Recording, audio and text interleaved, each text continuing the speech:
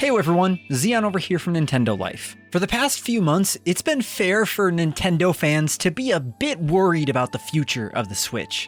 Until just recently, we knew we were getting Everybody Want to Switch in June, like it or not, Pikmin 4 in July, fans of Mario Kart 8 Deluxe, Splatoon 3, and Pokemon Scarlet and Violet all have some DLC to look forward to sometime this year, and maybe we'd get a look at Metroid Prime 4 eventually? Is Detective Pikachu 2 still in the works?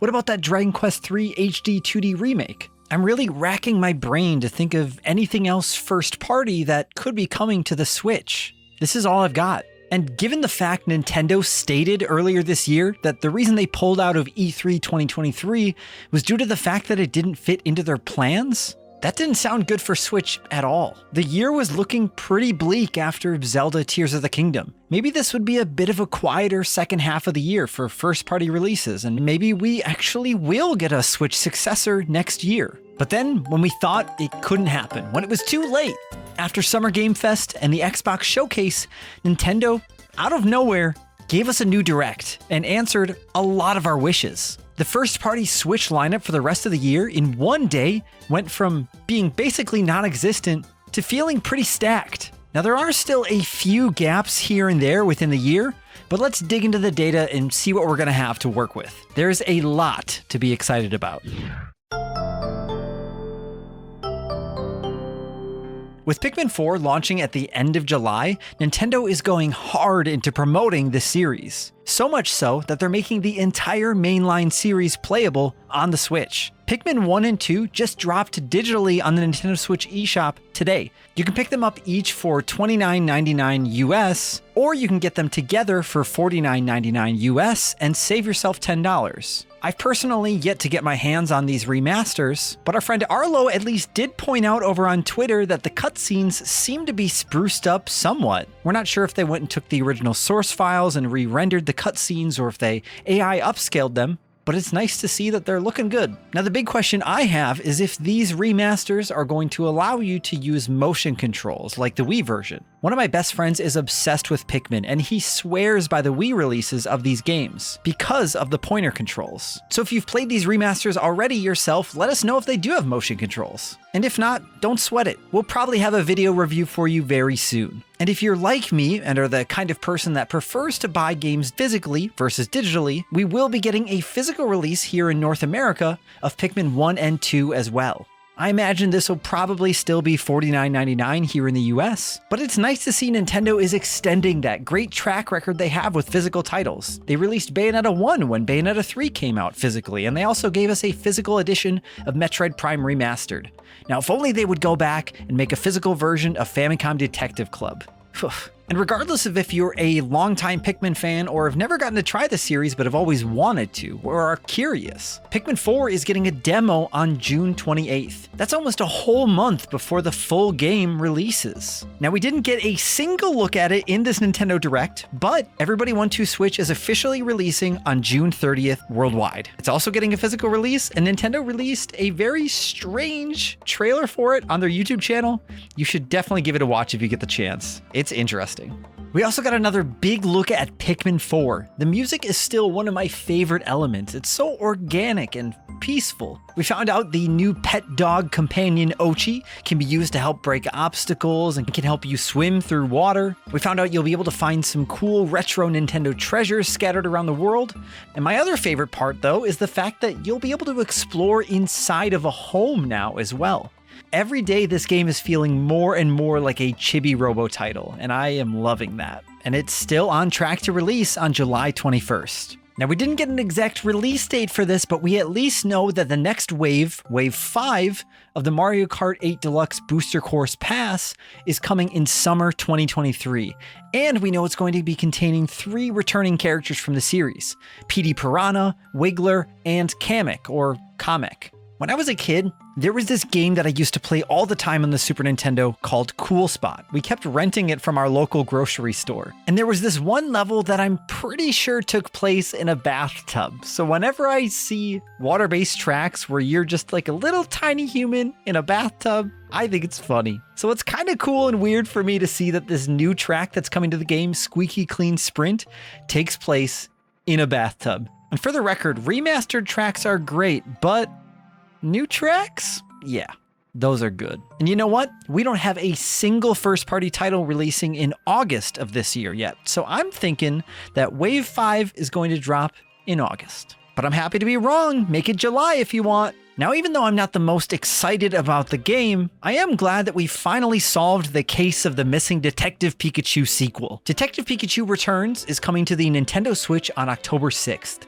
Now, my gripes with the first game really came from the fact that it was way too easy and it was over too quick. Now, of course, Pokemon games are designed for children, at least that's what they say, and I'm glad to have an easy mode built in, but I hope with this new one, offer us a few different levels of difficulty. Or do what Professor Layton did, and if they want to implement some more difficult puzzles, maybe have a way for people to skip them if they get stuck, or get some hints. It's very strange as well to see that the graphics haven't really advanced that much from the 3DS. When you take a look at something like Luigi's Mansion Dark Moon and compare that to Luigi's Mansion 3, it's a night and day difference. Here, well, this kind of almost looks like it could have been on the 3DS. You know, I'm probably just being a grump about it, but I can be an optimist. Maybe someday we'll get to the point where we are wowed by Pokemon graphics. And I know it's not always about the looks, but Pokemon's track record lately has been, well, you know, not everybody can look as good as new Pokemon Snap. But I look forward to the day that maybe all Pokemon games do. Now, for good reason, this was the game that closed out the show. If we don't include the Mario Maker games, it's been over 10 years since we've gotten a new side-scrolling 2D Mario game. And I was never one for the look of the new Super Mario Bros. Series.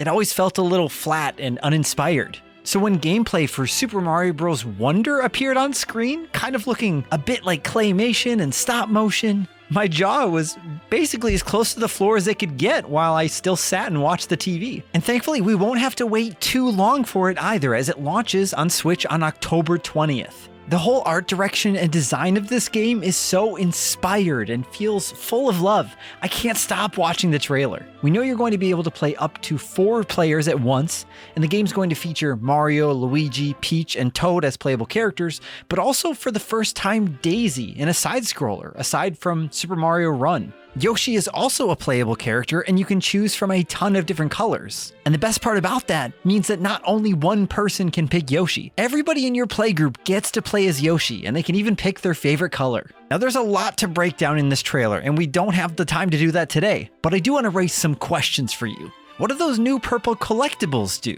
What is that weird little flower that says hello to you at the start of the trailer and then pops up multiple times throughout the game? Why are there long Goombas? What is a Wonder Seed? What will Yoshi look like when he eats one of those elephant apples? I've always thought Daisy was a tough and cool character, but has she always been this strong? There is a lot to wonder about with this new Super Mario Bros. Game. And that is part of the fun of it all. I haven't felt this excited for a Mario game in years, and it feels fantastic. How do you feel?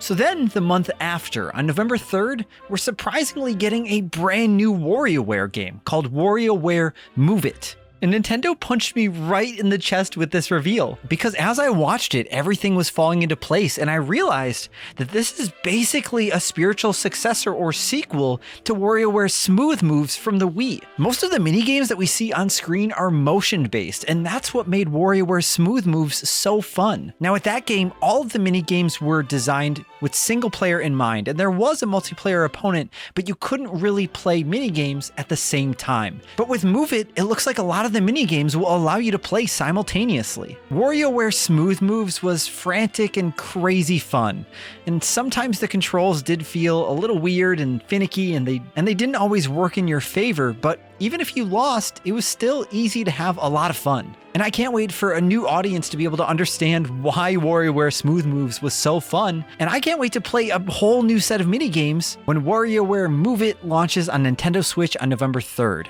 And I swear, if this game has online multiplayer, I am doomed. Now, if you saw my reaction to the latest Nintendo Direct, you'll already have gotten a load of this already, but I was convinced that Nintendo was saving the Super Mario RPG Legend of the Seven Stars from the Super Nintendo for a day or time where they just didn't have a whole lot of other stuff to promote. And you know what? I was so wrong, but I'm very happy to be wrong. because Super Mario RPG is getting a full from-the-ground-up remake for the Nintendo Switch. This is a treasured classic RPG from fans of Mario and just of fans of Super Nintendo games. For a lot of people, this was their introduction to the RPG formula, and even though Pokemon has become a popular thing since then, this game could have that same effect on a brand new audience. Originally, this game was developed as a joint collaboration between Nintendo and Square Enix, and featured a lot of star talent from people who also worked on the Final Fantasy series, on Earthbound and Live Alive, and so many other crazy good games. And finally, so many people will be able to truly see why the world loves Geno, one of the assumingly most requested characters for Super Smash Bros. This game is launching on November 17th, which funnily enough is the 17th birthday of the North American PlayStation 3. I hope someone buys their system a copy of Super Mario RPG to celebrate. And then launching at some point in the vague time frame of holiday 2023 are 2 Legend of Zelda Tears of the Kingdom amiibo. We're getting a Ganondorf one, and we're also getting a Zelda one, and she's floating in the air, holding the Master Sword, wearing that cool outfit. Yeah, it's everything I wanted. Everything. Well, maybe like a really nice figure from Good Smile Company. That would be really cool. Specifically, maybe not a Figma, but just like a static statue. That would be great. Or a Nendo. I would love that too, but this is chef's kiss. The website also tells us that you will be able to get some special paraglider fabrics from these amiibo as well, and some valuable in-game items. We have no idea what that means yet, but it probably won't be exclusive stuff, except for the paraglider fabrics. Now, this next one is being published by Square Enix in the West, but Nintendo has published a lot of games from this series in the years prior. The Dragon Quest Monsters series, to my knowledge, started out on the Game Boy Color, at least here in North America. And we did get a few titles on DS, and we never got the 3DS ones, so it's really nice to see this series come back to the West. These games play a lot like Pokemon. They're turn-based RPGs where you catch monsters and fight them against other monsters. And please correct me if I'm wrong, but it looks like this is the first game where you're able to fuse monsters together to make new ones. It does feel a little strange that we have a release date for this game and have heard more about it than we have about the Dragon Quest III remake, and if Dragon Quest XI Offline is even coming to the West. But more Dragon Quest is always a good thing. And that tease at the end there with the main character of Dragon Quest IV, hopefully we find out more about it before it launches on December 1st. Nintendo also gave us a pretty in-depth look at both of the different parts of the Hidden Treasure of Area Zero DLC for Pokemon Scarlet and Pokemon Violet.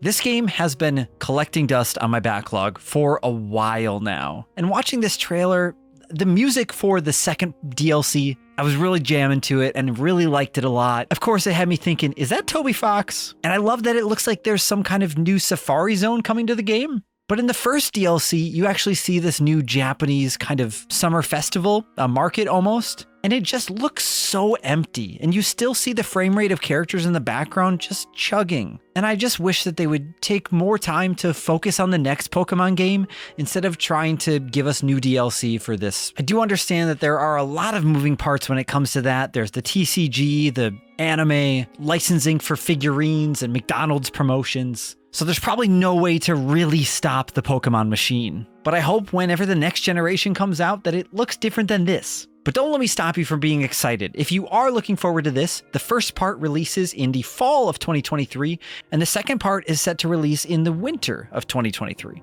Now, we also got a quick look at Luigi's Mansion Dark Moon, which is getting a remaster from the 3DS to the Nintendo Switch. All we really know so far is that this is going to be a visually enhanced version. So it doesn't sound like a from-the-ground-up remake, and it doesn't necessarily look like it either, but that's okay. It'll be nice to have this around in 2024. And we also got an even smaller look at a brand new Princess Peach focused game. We don't really know if this is going to be a Super Princess Peach 2 or what kind of angle it's going to have, but it looks like a platformer. I'm really excited to see how it shapes up, and wouldn't it be sweet if Goodfeel was the team that was working on it? We probably won't find out more about this until next year either, but it's cool to have a little bit of a look behind the curtain. And with that, that's everything that we know Nintendo is putting out in the year 2023 and the year 2024. Now, of course, there are some third-party offerings that we can look forward to in August and September, like Bomb Rush Cyberpunk and Samba de Amigo, but otherwise, Nintendo kind of has nothing themselves for those months. So I do think it would make a lot of sense to see the Mario Kart 8 Booster Course